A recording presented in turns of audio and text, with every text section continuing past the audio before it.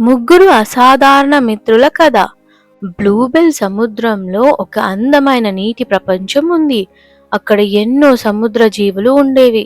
అందులో ఆక్టోపస్, దాని పేరు ఓలీ, మరియు టాటాయిస్, దాని పేరు టిల్లీ నివసించేవి.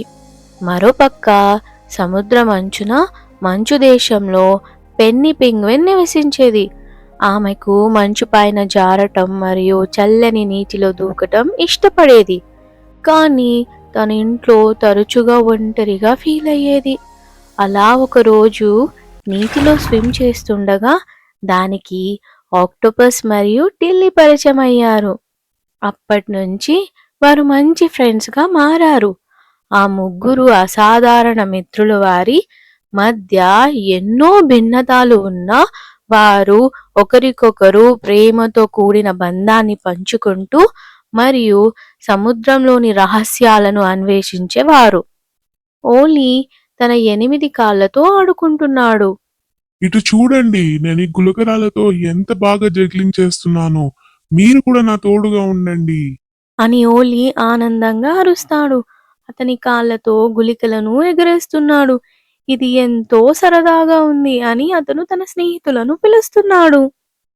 పెన్నీ ఏమో నీటిలో సాఫీగా ఈదుతూ ఇలా అంటుంది, నాకు నీటిలో ఈదటం చాలా సరదా అని ఆనందంగా అంటుంది. తను తన రెక్కలను విస్తరించు గాలిపటంలాగా నీటిలో తేలుతూ నవ్వుతూ ముందుకు సాగుతుంది. టిల్లీ మృదువైన నవ్వుతో ఈదుతుంది. మీరిద్దరూ ఎంత ఉత్సాహంగా ఉన్నారు. కానీ మనం కొంచెం నెమ్మదిగా కూడా ఉండాలి.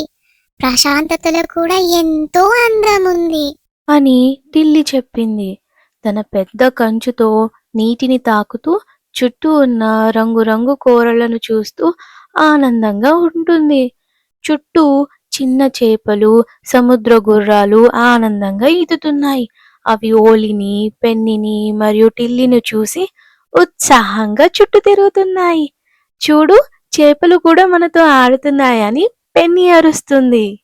ఈ అందమైన దృశ్యంలో సూర్యకాంతి నీటిలోకి ప్రవేశించి సముద్రాన్ని మరింత అందంగా మార్చేసింది. ఈ రోజు ఎంత అందంగా ఉంది అని ఓలీ ఆనందంగా చెబుతాడు. మనకు ఇంత అందమైన ప్రపంచం ఉందంటే మనం దీన్ని కాపాడాలి అని అంటాడు. ఒక సూర్యోదయ సమయంలో ఓలీ, పెన్నీ మరియు టిల్లీ కోరల్ తోటను అన్వేషిస్తున్నప్పుడు వారొక విచిత్రమైన విషయం గమనించారు. నీరు అసాధారణంగా వేడిగా మారింది మరియు అనేక చేపలు అసంతృష్టిగా కనిపిస్తున్నాయి. వారు మరింత పరిశీలించడానికి ముందుకు వెళ్ళక ముందే ఒక బలమైన ప్రవాహం వచ్చి సముద్ర జీవులు కొట్టుకుపోయాయి. మొక్కలన్నీ కూల్చేసింది.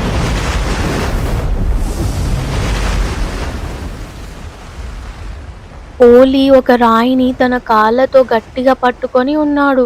పెన్నీ తన రెక్కలను విరుస్తూ నిలబడుతుంది మరియు టిల్లీ పెన్నీకి రక్షణగా అడ్డుగా నిలబడి ఉంది. చుట్టూ చిన్న చేపలు అటు ఇటు విస్తరించిపోయాయి మరియు కూరలు ముక్కలు నీటిలో తేలుతున్నాయి. అది చూసి ముగ్గురు చాలా బాధపడ్డారు. ప్రవాహం తగ్గిన తర్వాత ముగ్గురు మిత్రులు తమ ఇంటి నాశనం కావడం గమనించారు. కోరల్ రీఫ్లు పగిలిపోయాయి మరియు అనేక సముద్ర జీవాలు తమ కుటుంబాల నుండి వేరుపడ్డాయి. ఒకప్పుడు రంగురంగుల సముద్రం ఇప్పుడు మసకబారినట్టు అస్తవ్యస్తంగా కనిపిస్తుంది. ఓలీ ఒక పగిలిన కోరల శాఖను పరిశీలిస్తూ ఆందోళనతో ఉన్నాడు. పెన్నీ దగ్గరలోనే ఉండే భయపడిన ఫిష్ కుటుంబాన్ని ఓదారుస్తుంది మరియు టిల్లీ ధైర్యంగా నాశనాన్ని పరిశీలిస్తుంది.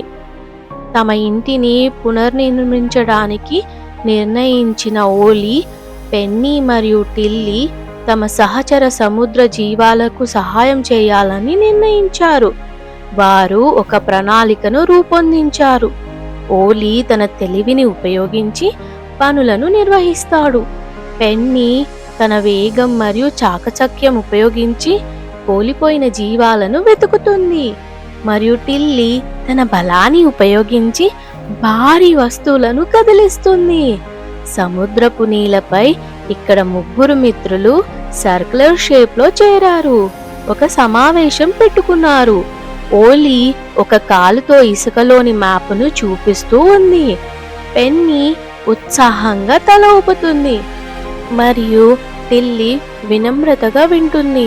జీవాలను రక్షించడం ప్రారంభించినప్పుడు పెన్నీ ఒక కోరల్ టనల్లోకి ప్రవేశించి చిన్న సీ హార్స్ల గుంపును చేరుకుంటుంది. మరో భాగంలో ఓలీ సముద్రపు మొక్కల నుండి ఈల్ని విడిపిస్తున్నాడు. దగ్గరలోని టిల్లీ ఒక పెద్ద రాయిని ఎత్తుతూ ఉంది. క్రాబ్ను కింద నుండి విముక్తి చేయటానికి సహాయపడుతుంది. అన్ని జీవాలు సురక్షితంగా ఉన్న తర్వాత వారు ఇంటిని పునర్నిర్మించాల్సిన సమయం వచ్చింది. టీం వర్క్ ద్వారా వారు నిద్ర లేకుండా పనిచేశారు. ఓలీ కొత్త కోరల్ని నిర్మాణాలను రూపొందించడానికి తన తెలివితేటలను ఉపయోగించాడు. ఓలీ రంగురంగుల పగిలిన కోరల ముక్కలను సముద్రపు నీలపై అమర్చుతున్నాడు. పెన్నీ సీవీడ్ మరియు చిన్న రాళ్లను తీసుకొస్తుంది. టిల్లీ జాగ్రత్తగా రాళ్లను అమర్చుతుంది. ఇతర సముద్ర జీవులు కూడా సహాయపడుతున్నాయి. స్టార్ ఫిష్లు చిన్న వస్తువులను తీసుకొస్తున్నాయి. డాల్ఫిన్లు పెద్ద వస్తువులను స్థానం మార్చడం చేస్తున్నారు. ఓలీ, పెన్నీ మరియు టిల్లీ తన సముద్రంలో పునర్నిర్మాణం చేస్తున్నప్పుడు వారు ఒక ఆందోళనకరమైన విషయాన్ని గమనించారు. ఒకసారి అటు చూడండి, అక్కడికి జెల్లీ ఫిష్లు వచ్చాయి. అసలు అవి మన ప్రాంతంలోకి ఎలా వచ్చాయి? అని ఓలీ గట్టిగా అరుస్తాడు. అప్పుడు పెన్నీ ఇలా అంటుంది, అవి తుఫానుతో తప్పిపోయినట్టున్నాయి. అవి చాలా ప్రమాదకరంగా ఉన్నాయి. వాటితో జాగ్రత్తగా ఉండాలి అని పెన్నీ భయంతో అంటుంది. అప్పుడు టిల్లీ ఆలోచించడం మొదలుపెట్టింది. ఇప్పుడు మనం వాటిని ఎలా కాపాడాలి? జెల్లీ ఫిష్లు ఇతర జీవులకు దెబ్బతీయటం ప్రారంభించాయి. వాటిని సురక్షితమైన ప్రదేశానికి తీసుకెళ్లాలని ముగ్గురు స్నేహితులు నిశ్చయించుకున్నారు. అవును, ఇప్పుడు మనము వాటిని సురక్షితంగా మార్గనిర్దేశనం చేయాలి. ఇప్పుడు మనం కలిసి పని చేస్తేనే మన సముద్రాన్ని మనం కాపాడుకోగలము. దానికి పెన్నీ ఇలా సమాధానం ఇస్తుంది, నేను వాటిని ముందుకు నడిపిస్తాను. మీరిద్దరూ నాతో రండి. అప్పుడు టిల్లీ ఇలా అంటుంది, నేను చివరిలో ఉంటాను. అందువల్ల ఎవ్వరు వెనకకు పోకుండా చూసుకుంటాను అని టిల్లీ అంటుంది. ఇలా ముగ్గురు మిత్రులు కలిసి జెల్లీ ఫిష్లను సురక్షితమైన ప్రదేశానికి తీసుకువెళ్ళటానికి సిద్ధమవుతారు. అలా వారు టీం వర్క్ మరియు దయతో కలిసి పనిచేసినందుకు తమ ఇంటిని మాత్రమే కాకుండా కొత్త స్నేహాలను కూడా నిర్మించారు. వాళ్ళు ముగ్గురు కలిసి ఇలా మాట్లాడుకుంటున్నారు. మన పని చాలా మంచి ఫలితాన్ని ఇచ్చింది. ఇప్పుడు సముద్రం అందంగా ఉంది. సహాయం చేయడం ద్వారా మనం మరింత బలంగా ఉంటాము. దానికి టిల్లీ ఇలా అంటుంది, అవును ఓలీ, ఇప్పుడు చూడు, మన చుట్టూ ప్రతి జీవి ఎంత ఆనందంగా ఉంది. మనం ఎప్పుడూ ఇలాగే సహాయపడాలి. మనం ఇప్పుడు ఈ అందమైన సముద్రంలో ఎంత సరదాగా ఆడుకోవచ్చో.